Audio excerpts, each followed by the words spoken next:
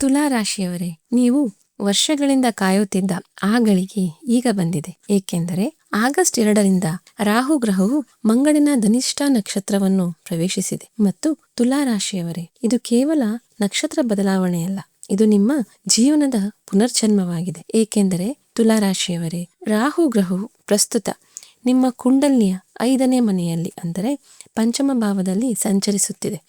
ಮತ್ತು ರಾಹುವಿಗೆ ಸೇನಾಪತಿ ಮಂಗಳನ ಬೆಂಬಲ ಸಿಕ್ಕಾಗ ಇಲ್ಲಿಯವರೆಗೆ ಮೌನವಾಗಿ ಎಲ್ಲವನ್ನೂ ಸಹಿಸಿಕೊಂಡು ಬಂದವರು ಈಗ ತಿರುಗಿ ಬೀಳಲಿದ್ದಾರೆ. ನಿಮ್ಮನ್ನು ಕೀಳಾಗಿ ಕಂಡ, ನಿಮ್ಮ ಕಠಿಣ ಪರಿಶ್ರಮದ ಕೀರ್ತಿಯನ್ನು ಕಸಿದುಕೊಂಡ ಶತ್ರುಗಳು ಮತ್ತು ವಿರೋಧಿಗಳ ಕಾಲಿನ ಕೆಳಗಿನ ಜಮೀನು ಈಗ ಜಾರಲಿದೆ. ಶತ್ರುಗಳು ನಡುಗುತ್ತಾರೆ, ಏಕೆಂದರೆ ನಿನ್ನೆವರೆಗಿದ್ದ ಅದೇ ತುಲಾರಾಶಿಯವರಾಗಿ ನೀವು ಈಗ ಇರುವುದಿಲ್ಲ. ಕಳ್ಳನಿಗೆ ಪೊಲೀಸರ ಬೆಂಬಲ ಸಿಕ್ಕರೆ ಕಳ್ಳನು ತುಂಬಾ ಅಪಾಯಕಾರಿಯಾಗುತ್ತಾನೆ ಎಂದು ಹೇಳುತ್ತಾರಲ್ಲವೇ, ಅದೇ ರೀತಿ ಇಲ್ಲಿ ರಾಹುವಿನ ಮಾಯಾಶಕ್ತಿಗೆ ಮಂಗಳನ ಪರಾಕ್ರಮದ ಶಕ್ತಿ ಸಿಕ್ಕಿದೆ. ಮತ್ತು ತುಲಾರಾಶಿಯವರೇ, ಸೃಷ್ಟಿಯಾಗಿರುವ ಈ ಸಂಯೋಜನೆಯು ಯಾರನ್ನೂ ಸುಮ್ಮನೆ ಬಿಡಲಾರದು. ಹಾಗಾದರೆ ತುಲಾರಾಶಿಯವರ ಜೀವನದಲ್ಲಿ ಈ ಪುನರ್ಜನ್ಮ ಹೇಗೆ ಆಗುತ್ತದೆ? ಯಾರಿಗೆ ಅತಿ ಹೆಚ್ಚು ಲಾಭ ಸಿಗಲಿದೆ? ಮತ್ತು ನಿಮ್ಮ ಕುಂಡಲಿಯಲ್ಲಿ ರಾಹು ಹೇಗೆ ಕುಳಿತಿದ್ದರೂ ನಿಮಗೆ ಕೇವಲ ಶುಭ ಫಲಗಳನ್ನು ನೀಡುವ ಆ ಮಹಾಪರಿಹಾರ ಯಾವುದು? ಇದೆಲ್ಲವನ್ನು ತಿಳಿಯಲು ವಿಡಿಯೋವನ್ನು ಕೊನೆಯವರೆಗೂ ಖಂಡಿತವಾಗಿ ನೋಡಿ, ಏಕೆಂದರೆ ಇಂದಿನ ಈ ಮಾಹಿತಿಯು ನಿಮ್ಮ ಜೀವನವನ್ನು ಬದಲಾಯಿಸಲಿದೆ. 5 ಆಗಸ್ಟ್ನಿಂದ 5 ಡಿಸೆಂಬರ್ 2026 ನಡುವೆ ತುಲಾರಾಶಿ ಮತ್ತು ತುಲಾ ಲಗ್ನದ ಜನರಿಗೆ ಅತ್ಯಂತ ಪ್ರಮುಖವಾದ ಗ್ರಹಗಳ ಗೋಚಾರ ಅಂದರೆ ಸಂಚಾರ ನಡೆಯಲಿದೆ. ಮಾಯಾವಿ ಗ್ರಹವೊಂದು ಅತ್ಯಂತ ಉಗ್ರ ನಕ್ಷತ್ರವನ್ನು ಪ್ರವೇಶಿಸಿದಾಗ ಉತ್ಪತ್ತಿಯಾಗುವ ಶಕ್ತಿಯು ಅತ್ಯಂತ ಪ್ರಬಲವಾಗಿರುತ್ತದೆ. ಧನಿಷ್ಠ ನಕ್ಷತ್ರದಲ್ಲಿ ರಾಹುವಿನ ಸಂಚಾರವು ತುಲಾರಾಶಿಯವರಿಗೆ ದೀರ್ಘಕಾಲದಿಂದ ಕಾಯುತ್ತಿದ್ದ ಅವಕಾಶಗಳ ಬಾಗಿಲುಗಳನ್ನು ತೆರೆಯಲಿದೆ. ನನ್ನ ಜ್ಯೋತಿಷ್ಯ ಅನುಭವದ ಆಧಾರದ ಮೇಲೆ ಈ ಸಮಯವು ನಿಮ್ಮ ವೃತ್ತಿ, ವ್ಯಾಪಾರ, ಹಣಕಾಸು ಮತ್ತು ಜೀವನದ ದೃಷ್ಟಿಕೋನದಲ್ಲಿ ಆಳವಾದ ಬದಲಾವಣೆಯನ್ನು ತರುತ್ತಿದೆ ಎಂದು ನಾನು ಸ್ಪಷ್ಟಪಡಿಸುತ್ತೇನೆ. ಈ ಬದಲಾವಣೆ ಏಕೆ ಆಗುತ್ತಿದೆ ಮತ್ತು ನೀವು ಯಾರ ತಂತ್ರಗಳನ್ನು ಅಳವಡಿಸಿಕೊಳ್ಳಬೇಕು ಎಂಬುದನ್ನು ನಾವು ಅರ್ಥ ಮಾಡಿಕೊಳ್ಳೋಣ. ಈ ಗೋಚಾರದ ಅತಿದೊಡ್ಡ ಪ್ರಭಾವವು ನಿಮ್ಮ ಮನಸ್ಥಿತಿಯ ಮೇಲಾಗುತ್ತದೆ. ತುಲಾರಾಶಿಯ ಅಧಿಪತಿ ಶುಕ್ರ ಮತ್ತು ನಿಮ್ಮ ಚಿಹ್ನೆ ತಕ್ಕಡಿಯಾಗಿದೆ. ನಿಮ್ಮ ಅತಿದೊಡ್ಡ ಗುಣ ಮತ್ತು ಆಗಾಗ್ಗೆ ಅತಿದೊಡ್ಡ ದೌರ್ಬಲ್ಯವೆಂದರೆ ನೀವು ಪ್ರತಿಯೊಂದು ಸನ್ನಿವೇಶದಲ್ಲೂ ಸಮತೋಲನವನ್ನು ಕಾಯ್ದುಕೊಳ್ಳಲು ಬಯಸುತ್ತೀರಿ. ನೀವು ಅತ್ಯುತ್ತಮ ರಾಜತಾಂತ್ರಿಕರು, ಆದರೆ ಸಂಬಂಧಗಳನ್ನು ಉಳಿಸುವ ಪ್ರಯತ್ನದಲ್ಲಿ ನೀವು ಆಗಾಗ್ಗೆ ನಿಮ್ಮನ್ನೇ ನಷ್ಟ ಮಾಡಿಕೊಳ್ಳುತ್ತೀರಿ. ಈಗ ನಿಮ್ಮ 5ನೇ ಮನೆಯಲ್ಲಿ ಕುಳಿತಿರುವ ರಾಹು ತನ್ನ 9ನೇ ದೃಷ್ಟಿಯನ್ನು ನೇರವಾಗಿ ನಿಮ್ಮ ಮೊದಲನೇ ಮನೆಯ ಮೇಲೆ ಅಂದರೆ ನಿಮ್ಮ ಲಗ್ನದ ಮೇಲೆ ಬೀರುತ್ತಿದ್ದಾನೆ. ಈ ರಾಹು ಮಂಗಳನ ನಕ್ಷತ್ರದಲ್ಲಿದ್ದಾನೆ. ಮಂಗಳನು ಸೇನಾಪತಿ, ಆತನಲ್ಲಿ ಆಕ್ರಮಣಶೀಲತೆ ಮತ್ತು ನಿರ್ಭಯತೆ ಇರುತ್ತದೆ. ಇದರ ನೇರ ಪರಿಣಾಮವೆಂದರೆ ನಿಮ್ಮ ಮನಸ್ಥಿತಿಯಲ್ಲಿ ಸ್ಪಷ್ಟ ಬದಲಾವಣೆಯಾಗಲಿದೆ. ಜನರನ್ನು ಮೆಚ್ಚಿಸುವ ನಿಮ್ಮ ಅಭ್ಯಾಸವು ಈಗ ಕೊನೆಗೊಳ್ಳಲಿದೆ. ನಿಮ್ಮ ದೈಹಿಕ ಮತ್ತು ಮಾನಸಿಕ ಬೆಳವಣಿಗೆಗೆ ಗಮನ ಮತ್ತು ಮಹತ್ವಾಕಾಂಕ್ಷೆಗಳಿಗೆ ನೀವು ಆದ್ಯತೆ ನೀಡುತ್ತೀರಿ. ನಿಮ್ಮ ಮನಸ್ಸಿನಲ್ಲಿದ್ದ ಗೊಂದಲಗಳು ಸ್ಪಷ್ಟತೆಯಾಗಿ ಬದಲಾಗುತ್ತವೆ. ಈ 4 ತಿಂಗಳ ಗೋಚಾರವನ್ನು ಗ್ರಹಗಳ ಚಲನೆಗೆ ಅನುಗುಣವಾಗಿ ನಾವು 2 ಹಂತಗಳಲ್ಲಿ ಅರ್ಥ ಮಾಡಿಕೊಳ್ಳಬಹುದು. ಮೊದಲ ಹಂತವು ಆಗಸ್ಟ್ನಿಂದ ಅಕ್ಟೋಬರ್ 4ರವರೆಗೆ ಇರುತ್ತದೆ. ಈ ಸಮಯದಲ್ಲಿ ರಾಹು ಮಂಗಳನ ಪ್ರಭಾವಕ್ಕೆ ಸಂಪೂರ್ಣವಾಗಿ ಒಳಪಟ್ಟಿರುವ ಧನಿಷ್ಠ ನಕ್ಷತ್ರದ 4ನೇ ಹಂತದಲ್ಲಿರುತ್ತಾನೆ. ಈ ಅವಧಿಯಲ್ಲಿ ನಿಮ್ಮೊಳಗೆ ತೀವ್ರವಾದ ಶಕ್ತಿಯು ಹರಿಯುತ್ತಿರುವುದನ್ನು ನೀವು ಅನುಭವಿಸುವಿರಿ.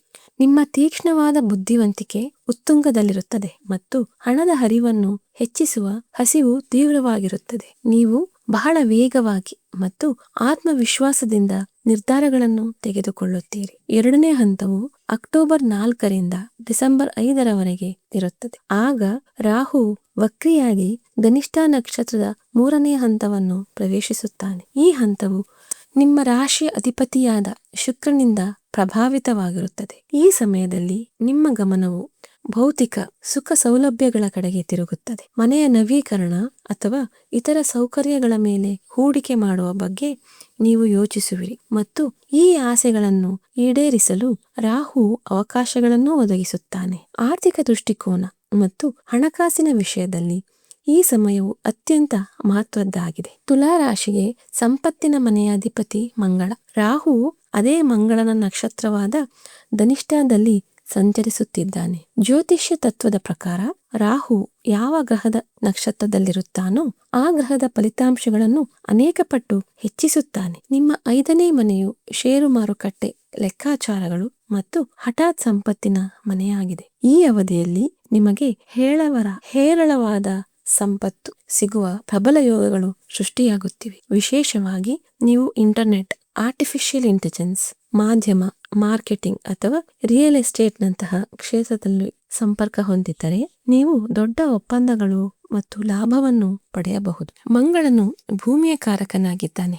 ಆದ್ದರಿಂದ ಆಸ್ತಿಯ ಖರೀದಿ ಮತ್ತು ಮಾರಾಟವು ಲಾಭದಾಯಕವೆಂದು ಸಾಬೀತಾಗುತ್ತದೆ. ರಾಹುವಿನ 7ನೇ ದೃಷ್ಟಿಯು ನಿಮ್ಮ ಲಾಭದ ಮನೆಯ ಮೇಲೆ ಬೀಳುತ್ತಿದೆ. ಇದು ಆಸೆ ಈಡೇರಿಸುವ ಮನೆಯಾಗಿದೆ. ಇದು ಲಿಕ್ವಿಡ್ ಕ್ಯಾಶ್ ಮತ್ತು ಆದಾಯದ ಹೊಸ ಮೂಲಗಳನ್ನು ಸೃಷ್ಟಿಸುತ್ತದೆ. ಹೂಡಿಕೆ ಮಾಡುವ ಮೊದಲು ದಾಖಲೆಗಳನ್ನು ಎಚ್ಚರಿಕೆಯಿಂದ ಪರಿಶೀಲಿಸಿ ಮತ್ತು ಹಣಕಾಸು ಸಲಹೆಗಾರರ ಸಲಹೆಯನ್ನು ಕಡ್ಡಾಯವಾಗಿ ಪಡೆಯಿರಿ. ಉದ್ಯೋಗದಲ್ಲಿರುವವರಿಗೆ ಅವರ ವೃತ್ತಿ ಜೀವನಕ್ಕೆ ಈ ಗೋಚರವು ಹೊಸ ಸಾಧ್ಯತೆಗಳನ್ನು ತರುತ್ತಿದೆ.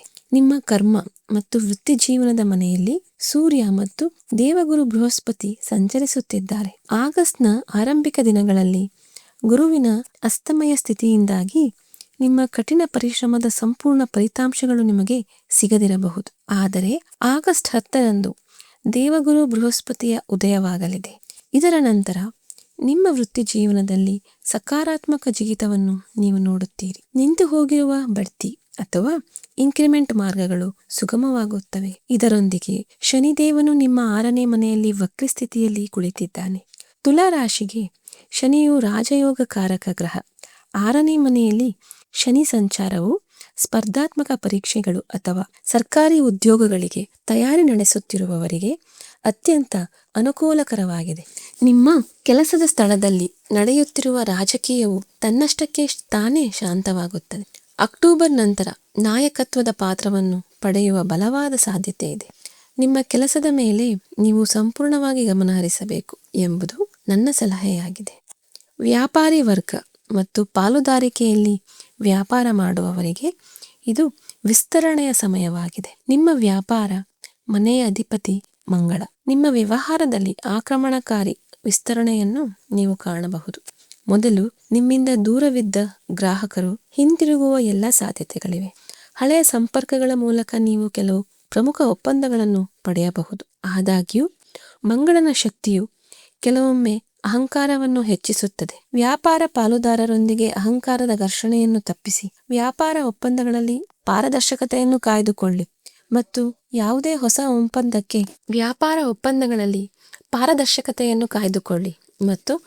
ಹೊಸ ಒಪ್ಪಂದಕ್ಕೆ ಸಹಿ ಮಾಡುವ ಮೊದಲು ಎಲ್ಲಾ ನಿಯಮಗಳು ಮತ್ತು ಷರತ್ತುಗಳನ್ನು ಎಚ್ಚರಿಕೆಯಿಂದ ಓದಿ. ಪ್ರೇಮ ಸಂಬಂಧಗಳು ಮತ್ತು ವೈವಾಹಿಕ ಜೀವನದ ವಿಷಯದಲ್ಲಿ ಈ ಗೋಚಾರವು ಬಹಳಷ್ಟು ಸ್ಪಷ್ಟತೆಯನ್ನು ತರುತ್ತದೆ. ರಾಹು 5ನೇ ಮನೆಯಲ್ಲಿದ್ದಾಗ ಪ್ರೇಮ ಸಂಬಂಧಗಳಲ್ಲಿ ಏರಿಳಿತಗಳು ಮತ್ತು ಗೊಂದಲದಂತಹ ಪರಿಸ್ಥಿತಿಗಳು ಸೃಷ್ಟಿಸುತ್ತಾನೆ.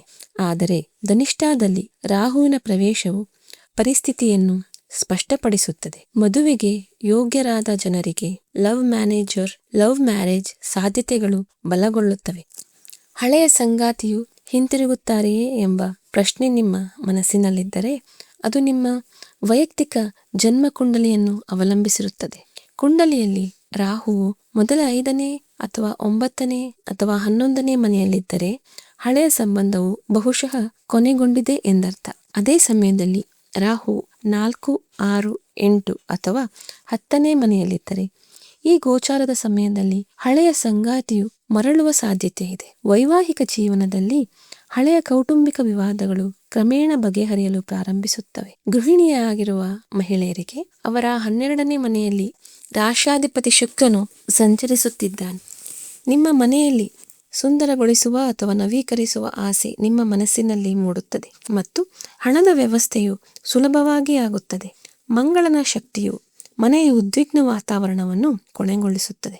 ವಿದ್ಯಾರ್ಥಿಗಳಿಗೆ 5ನೇ ಮನೆಯ ರಾಹು ಮತ್ತು 6ನೇ ಮನೆಯ ವಕ್ರ ಶನಿಯು ಬೌದ್ಧಿಕ ಸಾಮರ್ಥ್ಯವನ್ನು ಹೆಚ್ಚಿಸುತ್ತದೆ. ನಿಮ್ಮ ವಿಶ್ಲೇಷಣಾತ್ಮಕ ಕೌಶಲ್ಯಗಳು ಚುರುಕಾಗುತ್ತವೆ. ನೀವು ಗಣಿತ, CA ಅಥವಾ IT ಕ್ಷೇತ್ರದಲ್ಲಿದ್ದರೆ ಈ ಸಮಯವು ಅತ್ಯಂತ ಮಂಗಳಕರವಾಗಿದೆ. ನಿವೃತ್ತರಾದವರಿಗೆ 9ನೇ ಮನೆಯು ಹೆಚ್ಚು ಸಕ್ರಿಯವಾಗಿದೆ. ಯಾವುದೇ ಧಾರ್ಮಿಕ ಪ್ರಯಾಣ ಅಥವಾ ಆಧ್ಯಾತ್ಮಿಕ ಚಟುವಟಿಕೆಗಳಿಗೆ ಈ ಸಮಯ ಅನುಕೂಲಕರವಾಗಿದೆ. ಆರೋಗ್ಯದ ದೃಷ್ಟಿಯಿಂದ ಸ್ವಲ್ಪ ಎಚ್ಚರಿಕೆ ವಹಿಸುವುದು ಅವಶ್ಯಕ. ರಾಹು ಮಂಗಳನ ನಕ್ಷತ್ರದಲ್ಲಿದ್ದಾನೆ ಮತ್ತು ಮಂಗಳನು ರಕ್ತದ ಕಾರಕ. ನಿಮ್ಮ ಕುಂಡಲಿಯಲ್ಲಿ ಮಂಗಳನು 8ನೇ ಅಥವಾ 12ನೇ ಮನೆಯಲ್ಲಿದ್ದರೆ ವಾಹನ ಚಾಲನೆ ಮಾಡುವಾಗ ಜಾಗರೂಕರಾಗಿರಿ. ಹಠಾತ್ ರಕ್ತದೊತ್ತಡ ಹೆಚ್ಚಳ ಅಥವಾ ಮಾನಸಿಕ ಒತ್ತಡದಂತಹ ಸಮಸ್ಯೆಗಳು ಉದ್ಭವಿಸಬಹುದು. ಪ್ರಯಾಣದ ಸಂದರ್ಭದಲ್ಲಿ ರಾಹುವು ನಿಮಗೆ ವಿದೇಶ ಪ್ರವಾಸಗಳು ಅಥವಾ ಲಾಭದಾಯಕ ವ್ಯಾಪಾರ ಪ್ರವಾಸಗಳನ್ನು ಮಾಡಿಸಬಹುದು. ಧನಿಷ್ಠ ನಕ್ಷತ್ರದ ಸಂಕೇತ ಡಮರು. ಡಮರು ಹೊರಗಿನಿಂದ ಶಬ್ದ ಮಾಡುತ್ತದೆ, ಆದರೆ ಒಳಗಿನಿಂದ ಟೊಳ್ಳಾಗಿರುತ್ತದೆ.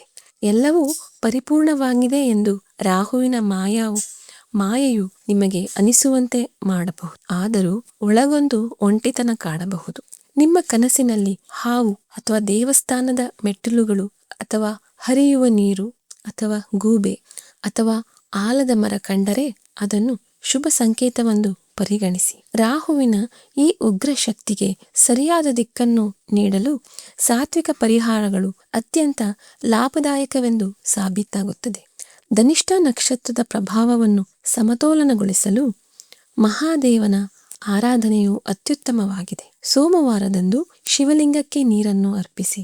ರಾಹುವು ಶಿವನ ಪರಮ ಭಕ್ತ ಮತ್ತು ಶಿವನ ಆಶ್ರಯವನ್ನು ಪಡೆಯುವುದರಿಂದ ನಕಾರಾತ್ಮಕ ಶಕ್ತಿಯು ಶಾಂತವಾಗುತ್ತದೆ. ಮಂಗಳನ ಪ್ರಭಾವವನ್ನು ನಿಯಂತ್ರಿಸಲು ಪ್ರತಿದಿನ ಹನುಮಾನ್ ಚಾಲಿಸವನ್ನು ಪಠಿಸಿ. ಸಾಲ ಮತ್ತು ಶತ್ರುಗಳಿಂದ ಮುಕ್ತಿ ಹೊಂದಲು ಶನಿವಾರ ಸಂಜೆ ನಿರ್ಗತಿಕರಿಗೆ ಉಪ್ಪು ಅಥವಾ ಖಾರದ ಆಹಾರವನ್ನು ದಾನ ಮಾಡಿ ಮತ್ತು ಅರಳಿ ಮರದ ಕೆಳಗೆ ದೀಪವನ್ನು ಹಚ್ಚಿ.